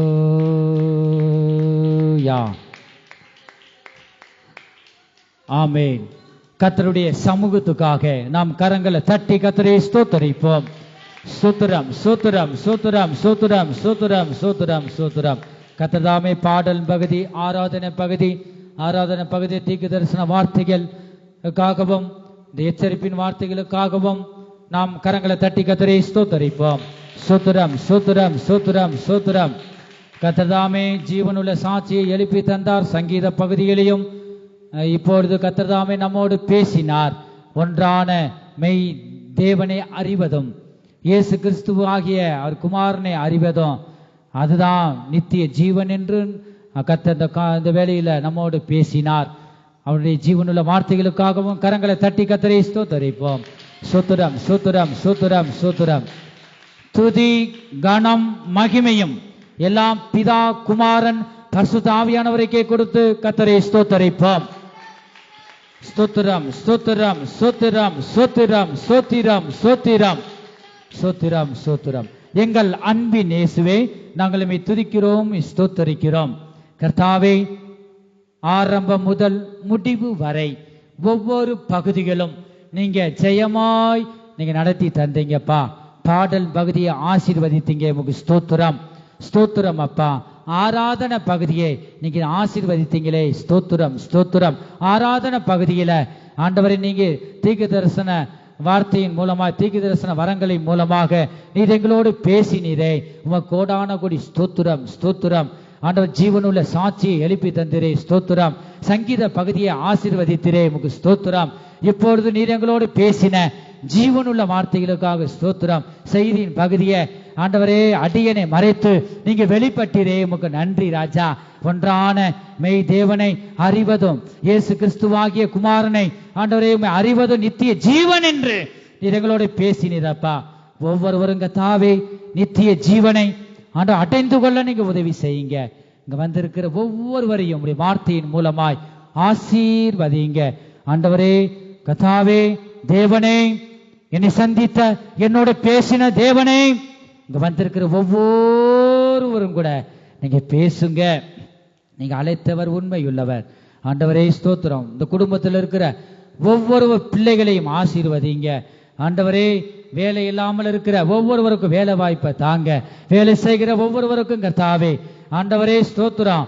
கர்த்தாவே, உம்மை துதிப்பதற்கு ஆராதிப்பதற்கு எந்தவித தடைகள் இல்லாதபடி நீங்க அனுகூலமாக்கி தாங்கப்பா. கர்த்தாவே ஸ்தோத்திரம். பூமிக்குரிய ஆசீர்வாதத்தினால நிரப்புங்க ஆண்டவர். சமாதானத்தின் கர்த்தர் ஒவ்வொரு குடும்பத்திலும் சமாதானத்தை தந்தருளுவீராக தேவனே. தொடர்ந்து நீங்க வழி நடத்துங்கப்பா ஆண்டவரே. எல்லா சூழ்நிலைகளையும் மாற்றி அந்த நிறைவானது வரும்பொழுது குறைவானது ஒளிந்து போகும் என்று எங்களோடு பேசினீர்.